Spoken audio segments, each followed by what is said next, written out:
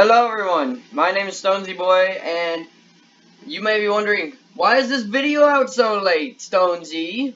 What the freak happened? Well, to be honest, I thought I already did record this video, but I didn't. Sorry about that. It's right now 2 o'clock, like, right now 2 p.m. Saturday. Yes, this is going up the same day.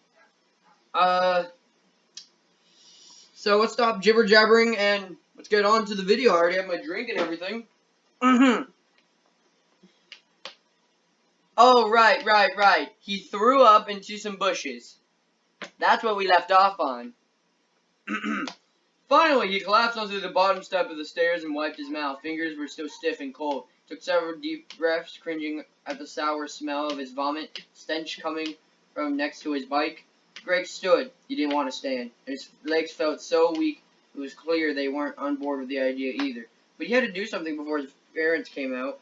Looking around wildly as if someone might appear to help him, which actually was the last thing he wanted. He tried to figure out what to do. Well, he knew what he had to do. He had to move it, which meant he had to touch it. No way was he going to touch it. He smacked himself on the forehead. Think, dummy. The admontation worked. He dug his keys out of his pocket, strode into the garden, tucked against the back of the house, dropping his keys twice before he could get the right one in the lock. He was drenched by the time he stepped inside the shed, retrieving the black plastic garbage bag he was after. Now that he was in action, he moved at hyperspeed. He slammed and locked the shed door, not worrying about the sound because the wind and rain drowned out everything. He raced back to his bike, and once again he had to comfort that he didn't want to look at. This time, he made himself really look. The neighbor's dog lay, dead, against the back wheel of Greg's bike tire, his throat torn apart, his belly gutted, intestines flopping out of the concrete. It was stiff, and his eyes were wide open, as if starting to fear, maybe for the worst and last time of its life. Greg forced himself to examine the dog's fatal wounds. Yeah, it was his subconscious mind told him in the first glance. The dog hadn't been killed with a knife or some other sharp object. It had been furiously ripped by teeth and claws. It had been attacked by another animal. Greg gagged and swallowed down another dry heave, breathing through his mouth. He opened the plastic bag and put down over the dog. Once he had covered, he slipped the bag under the animal and used the plastic to scoop up the entrails. When he had it all, he carried the bag to the bushes between his and his neighbor's house and emptied it onto the bushes. The dog fell with a sickening splat onto the ground. Greg looked up at his house to be sure whether his parents were looking out the window. Nope, all good. The neighbor's house was one story. They couldn't see into his yard, and this part of the yard was sheltered from the street. No one was watching him. Even so, this probably wasn't the best plan in the world. But it was the best he had. If the dog was a human, for senses would point to Greg in the nanosecond, but a corpse was a dog. He had to figure where there would be much of an investigation. When the body was found, it looked like a nasty little thing had been mauled by a coyote. But it hadn't been. As much, we'd love to convince himself that what happened. Greg knew no coyote would kill a dog, and posed it next to Greg's bike, because the dog had clearly been posed, although a little blood from the dog's neck and intestines stained the concrete next to Greg's tire. It wasn't nearly enough blood for a savagery of the dog's wounds. The dog must have been killed someplace else. No, coyotes had nothing to do with the dog's death. Greg realized that he was frozen in place by the bush. He wadded up a plastic bag, trotted the trash bin under his house, and stuffed it inside one of the bags in the kitchen trash. He closed the lid. That's when his phone buzzed. He didn't want to look at it, but he had to. Incoming text was text says, Greg knew it would be from Fetch. YW. Greg was still staring at the screen. Another text came in, this one from Haiti. WRU, where are you? He should have been at Hades' house to catch the bus there 5 minutes ago. Quickly texted, sorry, late. Then he grabbed his bike, pedaled out into the rain, hopping in the wind as his back could help him to get to Hades' house before the bus arrived. Greg spent the day paying very little attention to what he was doing around him, what was going on around him. Every chance he got, he pulled out his phone and scrolled back to delete old messages. The spider had spooked him, but the dead dog had terrified him. Fetch had killed the dog to help Greg. What other help could Fetch try to offer? It didn't take long after finding the dog for Greg to conclude that Fetch could do all kinds of nasty things with what Greg had said he wanted. So he tried to find any text in which he'd suggest he wanted or needed something. But the problem was Fetch seemed to be doing more than accessing old messages or conversations. Fetch seemed to be listening to Greg's life. How? Greg needed to talk to Haiti and Serial. He needed their help. Unfortunately, 2 days passed before he was able to convince Haiti and Serial to help him do whatever he needed to do. He wasn't able to tell them about the neighbor's dog until after school. Predictably, they were freaked. Cyril didn't want to forget it as soon as he heard it. Haiti, though, wanted to see the stiff. So he followed Greg home, and they stood together in the rain, staring at the dead dog, which was now a wet, grisly pile of viscera and fur. I want to go back to the restaurant, Greg told Haiti. Once they were up in Greg's room, Haiti stared at him. After that? He waved his hand in the direction where the dead dog lay. You want to go back? Well, want is probably not a right word, but I need to. I have to know what's going on. Haiti shook his head and said I'm going home. But Greg was persistent. He hounded Haiti and Serial relentlessly via text in the evening and in person the next morning and on the phone the next afternoon until he convinced them to turn to the restaurant with him. After school, they huddled together in the school lobby before racing through the rain to their bus. It will still be raining tonight, Greg told them. Fewer people out. Yeah, whatever. We're going to die. Greg laughed. We're not going to die. So, why was his stomach doing somersaults, and why did his heart relocate to his throat? It was a little harder to get away from their families on the Wednesday night, and they managed it by saying they were going to do homework together at Greg's house. His parents, per usual, were out. His mom had taken part-time job as a front desk clerk in one of the hotels. He wasn't sure what was out, and he didn't ask. His dad was working late on the most recent build. I hate finishing work, he'd complained that morning. That's when the client always gets nitpicky. The first time they'd gone to the restaurant, Greg and his friends had been armed only with a crowbar and some flashlights. This time, they also each brought along kitchen knives, and Haiti stuck his baseball bat in his backpack. It was just as easy to break into a restaurant the second time. Actually, even easier. The service door lock they'd broken hadn't been repaired or replaced. They just had to pull the heavy door open, slip through. Once inside, they flipped on their flashlights and shined them around. They started with the ground. Clearly, they all had the same idea. They were looking for footprints other than theirs in the dusting covered in cracked blue linoleum floor. Unfortunately, they scuffed up the dust so much on their first trip, it was impossible to tell for sure whether anyone else had been there. Do we have a plan? Serial asked when they moved out into the hallway. Greg noticed all three of them were breathing fast. His voice sounded breathless when he said, I think we should start by finding Fetch. I don't know how to sound breathless. They started shoulder to shoulder along the hallway. It was much quieter in the building this time because of the rain. Although steady, it was soft. It was foggy, too. That tended to dampen sounds. So I found out something about the restaurant. So I found out something about the restaurant, Serial said. His voice sounded too loud and too forced. What? What? Edie asked. This was part of a pizza chain that closed down after something happened at one of them. What happened? What happened? Greg asked. I don't know. It took a lot of time to even find what I found.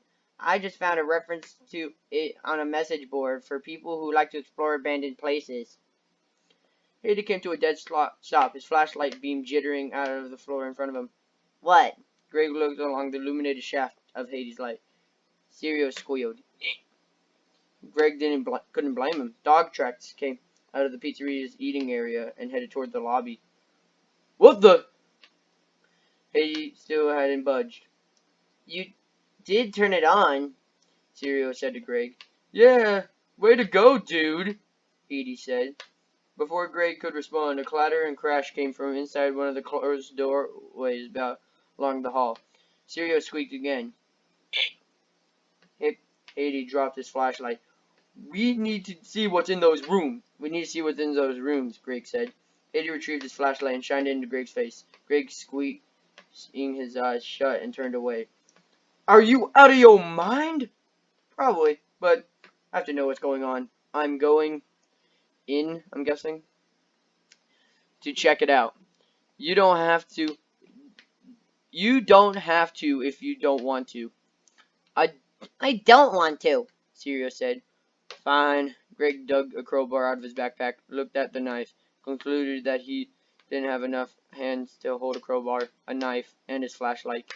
So he had a firm grip on both crowbar and flashlight, then took 5 steps forward to the nearest closed door.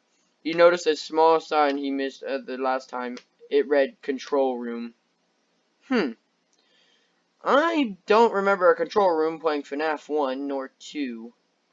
But whatever. I'll check it tomorrow, just in case. Haiti appeared at his side.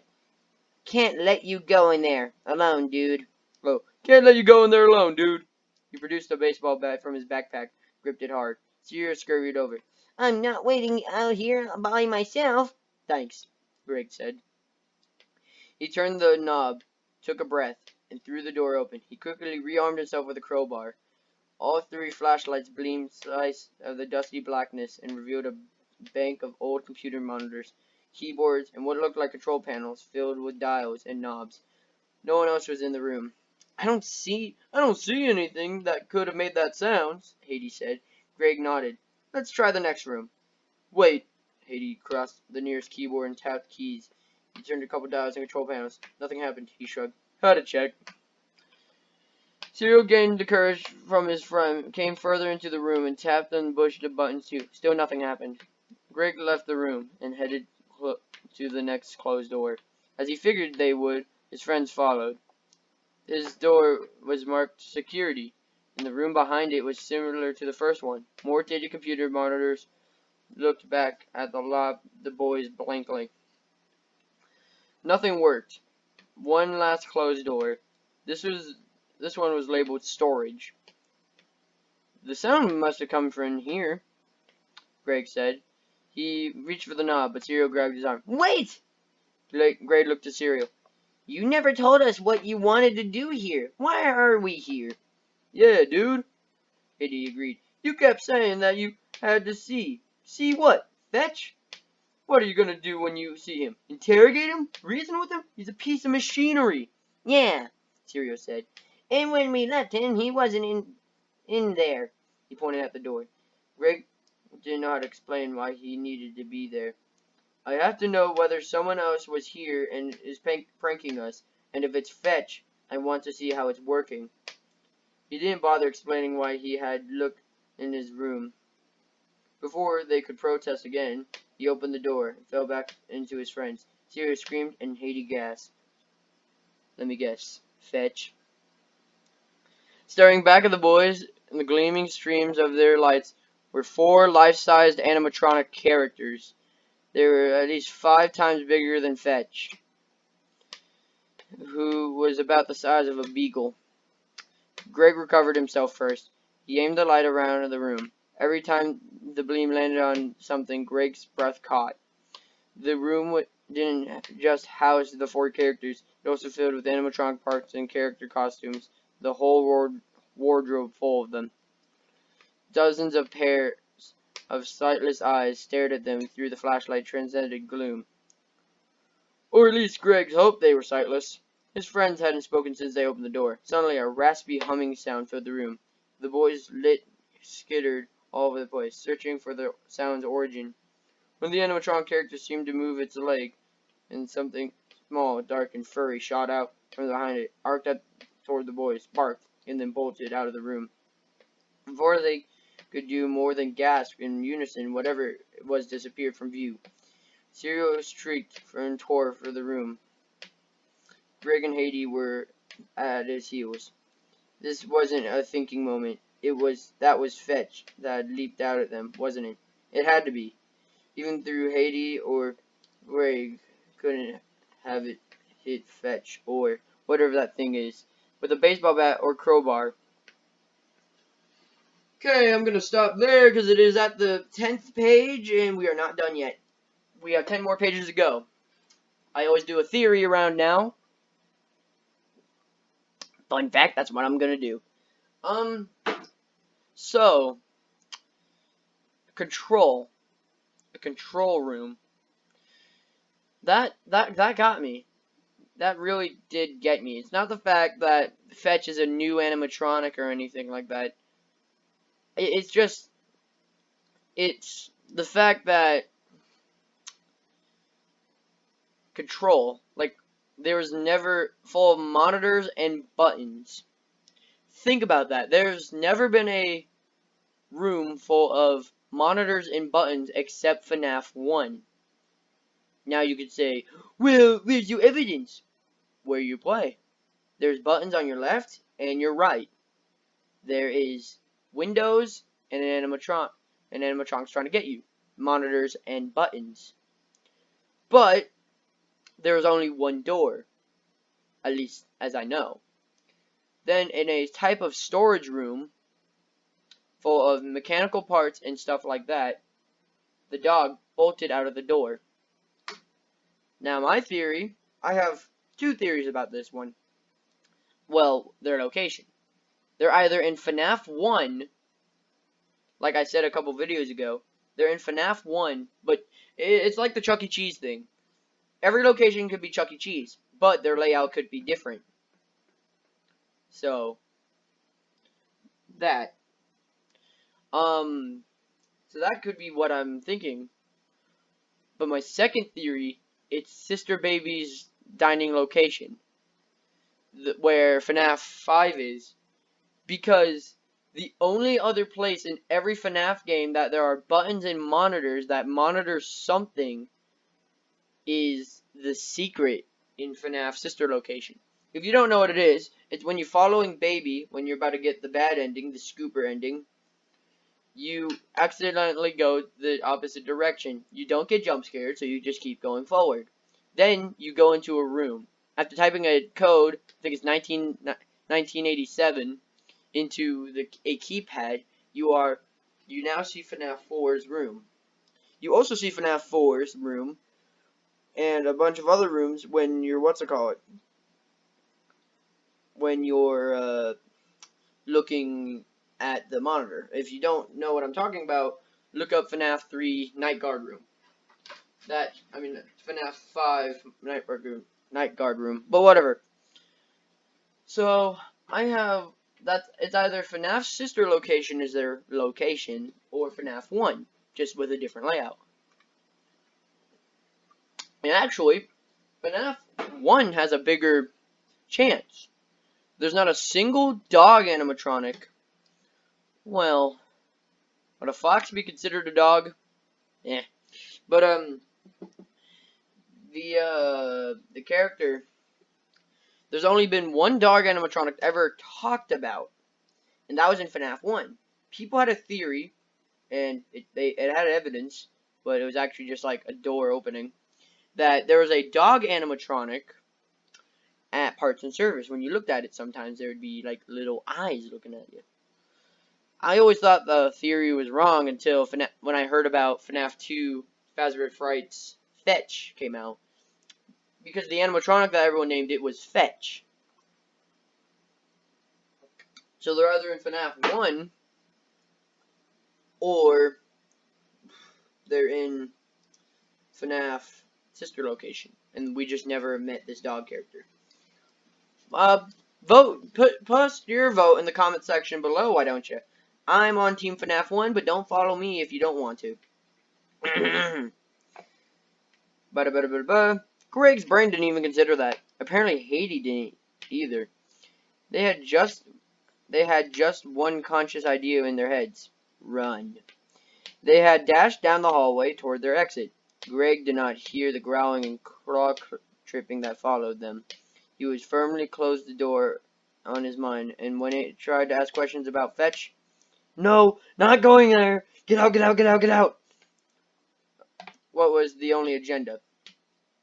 It took them only seconds to reach the door, squeeze through it. Serial in the lead, and Greg bringing up the rear. It was the nip at his heel right before he pulled his foot through the shut door. Not going there either. Without speaking, the boys grabbed their bikes, but just as they did, a whine behind them made them pause. With a shaking hand, Greg aimed his flashlight at the pizzeria. A wet, stray mutt trotted toward them, but when Serial yelped in fear, the dog veered away into the fir trees that surrounded the abandoned building. It wasn't Fetch? Greg let go of his bike.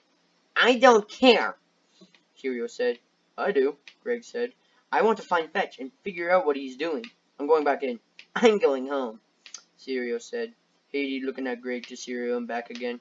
Greg shrugged, albeit a little shakily, and headed toward the pizzeria. You can't go in there alone. Haiti let go of his bike, too, and followed Greg. He looked at Serial. The real dog made that noise we heard, and probably the tracks, too. Serial hugged himself and then sighed. If I die, I'm going to come back and kill you both. That's fair, Greg said. The boys re-entered the pizzeria. They stuck close together as they went down the hall, closing the storage room door as they went past. Without speaking, they made their way to the dining area, their flashlight beams zooming this way and that like spotlights. They crossed the room to the prize counter. They only got halfway there before they all paused. They didn't have to get any closer to see what they came to see. Fetch was no longer on the counter. Greg flipped his bean to the floor and then all around the prize corner. No Fetch. No Fetch. Maybe he fell behind the counter, Haiti suggested, not sounding particularly convinced of his theory. Maybe. Since neither of his friends moved, Greg took a huge breath and shuffled forward. Let me know if you see anything, he told it. Let me know if you see anything, he told his friend. We've got your back, Haiti said. Greg wasn't so sure, but he had to know if Fetch was there, ignoring the trickle of sweat that ran down between his shoulder blades. Greg reached the counter and started tiptoeing around it. Dude, Haiti said, don't you think he would have heard us by now? Greg flinched. Good point. He laughed, but the sound was more of a croak that came out. So, he rushed around the counter and threw his light beam everywhere he could reach. Fetch wasn't there. Greg turned around to look at his friends. Fetch is gone. What are you going to do? What are you going to do? Serial asked. I'm not sure, Greg confessed. Haiti, ever the optimist, jumped in. What if you text him to stop? Or to leave you alone? He has to listen to you, right? It's in his programming. Tried that, Greg sighed. Didn't work. Can you just give him a possible task? Serial asked. Something that would occupy his time forever? Like what? I don't know. Trying to find an easy. There was no easy solution. There was no easy solution. Greg snapped. I just need some time to think. As a unit, the boys headed back out the way they come through. In. No one suggested looking around more, not even Greg. None of them spoke. They just went back outside, got on their bikes, and pedaled hard into the fog. That was how so thick the restaurant disappeared into it. They pedaled in silence, only broken by the pattering rain. The swooshing sound of their wheels hit the wet pavement and their panting breath. Something, something, something, something, something, something, something. I'm saying stuff, something. At the corner, they normally stopped to say goodbye before biking on their respective houses. No one even slowed. They all just headed for home. Greg understood. None of them were ready to talk about what had just happened to them. Greg wasn't sorry to get home and find his parents were still out. He was, in fact, relieved they didn't see him. When he looked at himself in the bathroom mirror, he was so pale, his features almost disappeared into the blank whiteness of his face.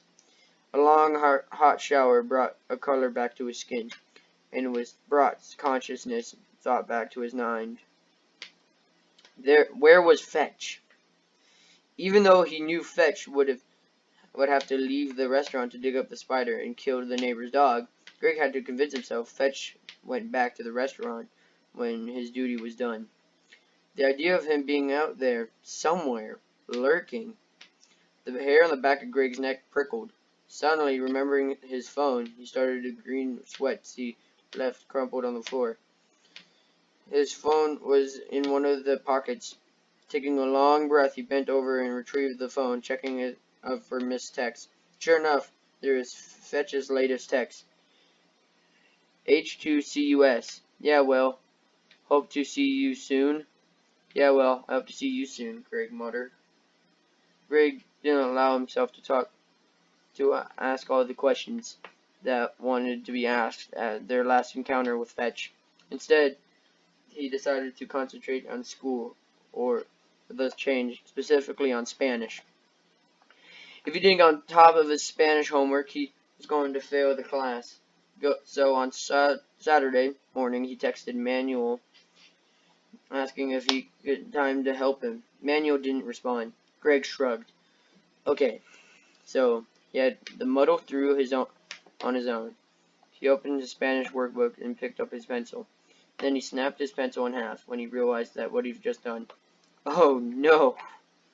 Oh no! Greg shouted. He jumped up. He had to get to. Crap! He didn't know where he needed to go. Greg grabbed his phone and called Sirio. I'm not going back there, Sirio said. That's not why I'm calling. Do you know where Manuel lives? Sure. He's about half a mile up the street from me. That's how we met. He gave Greg an address.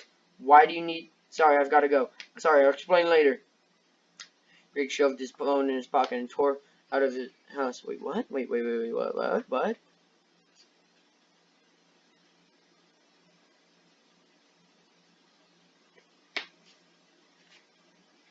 His bike. He ignored the set he missed and pedaled as hard as he could. Greg nearly collapsed in horror when he got to Manuel's house. He saw the front doors wide open. He was too late. Was he too late? Right after he texted Manuel, he realized Fetch would have interrupted the text as an instruction to retrieve Manuel. Given that Fetch had done to the neighbor's dog, Greg was afraid Fetch might punish Manuel for not being available or help. Or worse, Fetch might kill Manuel, drag his body to Greg's house. There's no telling what the animatronic beast was capable of. Dropping his bike down the concrete driveway, Greg ran to the gaping doorway and peered into a tile-covered entryway, small one-story house. He broke out in cold sweat when he saw the muddy paw prints on the gray squares. Manuel! He shouted, taking a step into the house. ¿Qué pasa? A voice called from behind Greg. A dog barked. Greg whirled around. Manuel with a yellow Labrador was standing at the edge of the front yard pile with patches of the grass, exposed dirt. The dog had a red ball in his mouth, and its feet were muddy. Greg's heart, which had been trying to set a speed record, settled at a more normal pace. Hey, Manuel. Hi, Greg. Manuel's smile was friendly but confused. Not a surprise. How could Greg explain why he was there? I sent you a text but you didn't respond. Needed a bike ride anyway, so I thought I'd stop by. Serial told me you lived down the street from him. I wondered if you had a time to help with my Spanish. Manuel's confusion disappeared. Sure, sorry about the text. I left my phone inside. I can do it now, or if Oro would let us. The dog next to him barked. Greg, so relieved he imagined the danger who exists, grinned at the dog. Hi, Oro. Want me to throw the ball? Oro wagged his tail, but didn't move. Manuel laughed. He understands Spanish. Say, dame la pelota. Greg repeated the command. Oro brought him the ball. Greg laughed. Maybe I don't need your help. Maybe Oro can help me. Manuel laughed too. For the next hour, Greg forgot all about fetch while he played with Oro and improved his Spanish. The rest of the weekend passed without a disturbing incidents, and when Monday came, Greg was in a great mood. He was all about his most recent triumph, getting Kimberly at his lab partner. Oh yeah, he got the girl. I forgot about that. He intended it, and it happened. And after this most recent intervention with Fetch seemed to thwart him. It looked like Greg was actually learning to use his 0-point fields. Score! Greg and Kimberly had their first meetup after school the next day in the science lab. Every team had been given a set time to use the REG machine. Mr. Jacoby got further experiments. Greg and Kimberly were second to use the machine. Their assignment was to attempt to control, with their minds, the zeros and ones generated by the machine. Both were too focused on either zeros or ones. Greg took zeros and Kimberly took ones, for a total of 10 minutes each. They were to record their results, and then they were supposed to write a paper about some aspect of REG research, how it impacted society. Greg had thought he had to be the one to suggest the topic, but Kimberly beat him to it. Sitting crossed legs on the floor as they used the REG machine, Kimberly said, I have an idea for the paper. She pulled out her phone and tapped at it.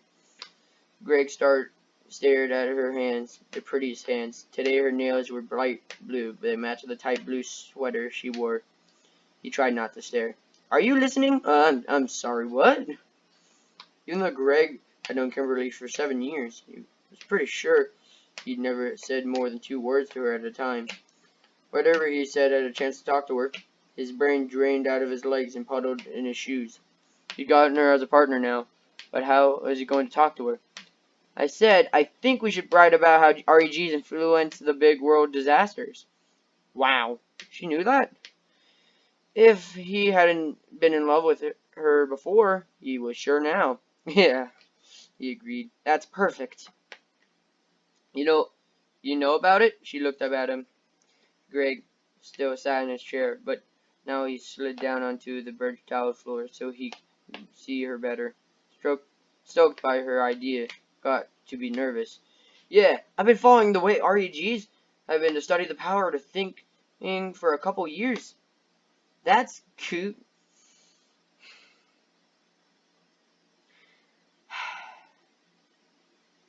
To the people that know me in real life, you're never going to hear me say this again. That's Gucci. Oh, that hurt, man. Kimberly gave him one more of her full smiles. He grinned back like an idiot. He was so excited about her paper tonic that he wasn't just bummed out about the fact that Kimberly had done better with the RG machine than he had. No matter how much he concentrated, his machine's results were barely above the normal random readout. I tried to talk to my parents about it, Kimberly said. They were pretty open-minded. But Mom said it was too out there, and Dad said the machines were probably being set up as the results that people wanted. But they're not. Kimberly leaned forward, her eyes bright. Greg couldn't believe she was into this type of stuff as he was. I know, Greg leaning in too. And did you know that they get spikes before big sporting events? He hesitated only after saying that. Do you know about Cleve Baxter? Kimberly blinked. No, who is he? He's an interrogation instructor for the CIA, and he taught classes on using polygraph machines. Okay. Kimberly put her elbows to her knees, clearly focused on what he was saying. He couldn't believe he had her full attention. He tried not to let himself be distracted by her peaches and cream perfume. Okay, man, you kind of freaking me out now. How do you know it's peaches and cream? When I smell perfume, I smell... that's what I smell, basically. So, what about him? Kimberly prompted. Greg cleared his throat. Well, he started using the polygraph machine to do experiments on plants. How he discovered plants can sense our thoughts. My mother sings about her plants because she says it makes them grow faster. Greg nodded. They probably do.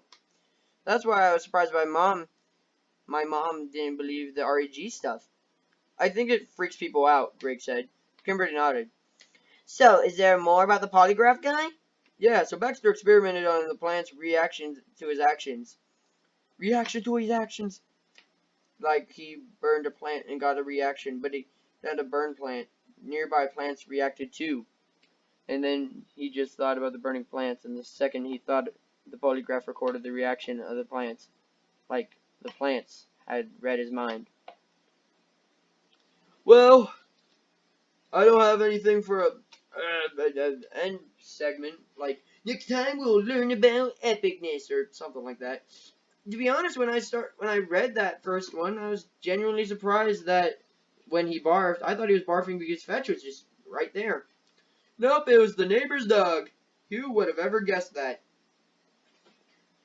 But, hope you guys have a super fantastic, wonderful day. Next time we will learn about Greg and his weird plant thing.